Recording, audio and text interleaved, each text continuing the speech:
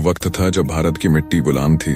हवा में वो आजादी की जगह डर था और सूरज भी मानो अंग्रेजों की परछाई से ढका हुआ लगता था। हर सुबह कोई नया कानून, कोई नया कर, कोई नई बेइज्जती लेकर आती थी। भारत के गांवों में लोग फुसफुसाकर बात करते थे, कब खत्म होगा ये जुल्म? पर कोई जवाब नहीं था। बस इंतजार था किसी चिंगारी का जो इस अंधेरे को जलाकर राख कर दे। सन 1856 उत्तर प्रदेश के एक छोटे से गांव मिर्जापुरिया में कहानी शुरू होती है। धान के खेत सूख चुके थे। अंग्रेजों के नए टैक्स कानूनों ने किसानों की कमर तोड़ दी थी। हर घर में भूख, हर चेहरे पर डर था। गांव का एक बुजुर्ग कहता था, बेटा अब भगवान भी हमसे मुंह मोड़ चुका है, अब तो गोरे साहब ही भगवान हैं। गांव के लोग अपनी जमीनें छोड़कर अंग्रेजों के अफसरों के खेतों में मजदूरी करने लगे थे। भूख इतनी बढ़ गई थी कि माँ अपने बच्चों को चावल की जगह उबले पत्ते खिलाती थी और जो विरोध करता उसे पेड़ से बांधकर पीटा जाता। कलेक्टर मिस्टर हेनरी ब्लैकवुड इस जिले का मालिक कहलाता था। उसके आदेश से कोई ऊपर नहीं बोल सकता था।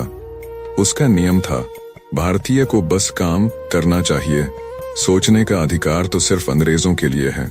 हर शुक्रवार वो टैक्स डे मनाता था, जिस दिन गांव वालों को अपने खेतों की उपज का आधा हिस्सा देना होता था।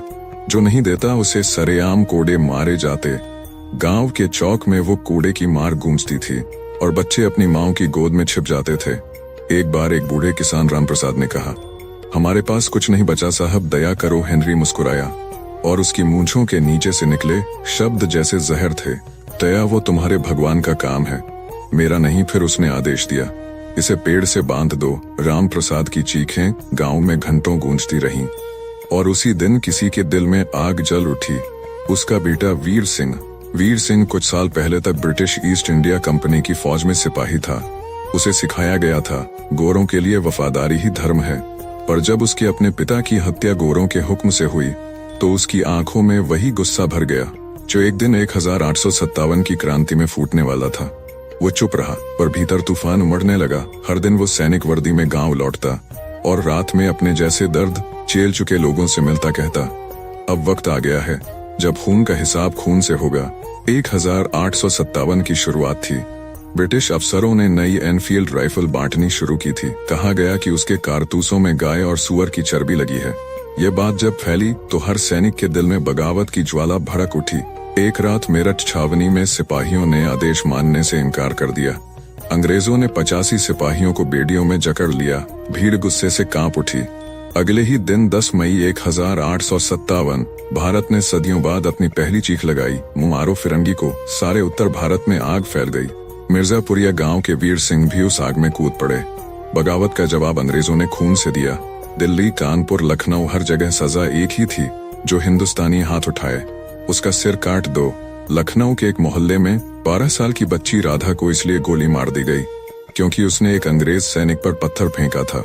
गोरों ने मंदिरों को गौशालाओं में बदल दिया, पवित्र किताबें जलाईं और औरतों को पकड़कर बाजार में नचाया ताकि बाकी भारतीयों को डर दिखाया जा सके।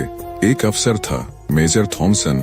वो कहता था, हम भारत को ऐसा झुका देंगे कि आने वाली पीढ़ियां सिर्फ घुटनों पर चलना जानेंगी। मिर्जापुरिया गांव में हेनरी ब्लैकवुड ने बगावत की खबर सुनकर फांसी का तख्ता बनवाया। हर दिन कोई न कोई भारतीय फांसी पर चढ़ाया जाता और जब रस्सी टूटती तो वो हंसता था, कहता, अब तो भगवान भी मेरे पक्ष में है। पर हेनरी नहीं जानता था कि जो लोग चुप हैं वो मर नहीं गए, वो बस सही वक्त का इंतजार कर रहे हैं। वीर सिंह ने गांव के नौजवानों को इकट्ठा किया। मशालें जलाई गईं और सबने कसम खाई, आज हमारी जान जाए या जालिम जाए। आधी रात को सबने अंग्रेजों की कोठी पर हमला किया। बारूद की गंध और चीखों से आसमान फट पड़ा। हेनरी की हवेली जल रही थी। लाल आग की लपटें खेतों तक पहुंच गईं। अंग्रेजों के सैनिक दौड़े पर गांव के लोगों ने उन्हें घेर लिया। पहली बार डर अंग्रेजों की आंखों में था। वीर सिंह ने कहा, ये आग सिर्फ तुम्हारे घर नहीं जला रही, ये हमारी गुलामी को भी राख बना रही है। हेनरी भागने की कोशिश करता है पर गांव की औरतें रास्ता रोक लेती हैं। उनकी आंखों में वो आग थी जो सदियों की बेइज्जती का जवाब दे रही थी। अगले दिन अंग्रेजों की बड़ी टुकड़ी गांव पर टूटी। तोपें चलीं, घर जले और सैकड़ों लोग मारे गए। मिर्जापुरिया गांव मानो मिट्टी में समा गया। पर कोई डर नहीं था क्योंकि अब हर मरता हुआ इंसान एक ही बात कह रहा था, भारत माँ की जय। वीर सिंह घायल होकर खेतों में छिप गया। अंग्रेजों ने उसका सिर मांगा पर वो कभी नहीं मिला। लोग कहते हैं वो आज भी उस मिट्टी में सो रहा है जहां उसने अपने पिता के लिए बदला लिया था।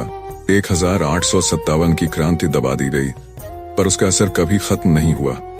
हर गांव, हर शहर में किसी न किसी की याद में वो आग जलती रही। अंग्रेजों ने सोचा था भारत डर जाएगा, पर उन्होंने ये नहीं सोचा था कि हर अत्याचार एक नया वीर जन्म देगा। कोई मंगल पांडे बना, कोई झांसी की रानी, कोई तात्या टोपे, कोई रानी लक्ष्मीबाई। हर जगह एक नया नाम, एक नई कहानी। सालों बाद 1947 की सुबह जब भारत ने आजादी का सूरज देखा तो कहा जाता है उस वक्त मिर्जापुरिया गांव की राख में एक हवा चली जो वीर सिंह के खून की खुशबू लेकर आई। किसी ने कहा देखो वो लौट आया है आजादी के रूप में।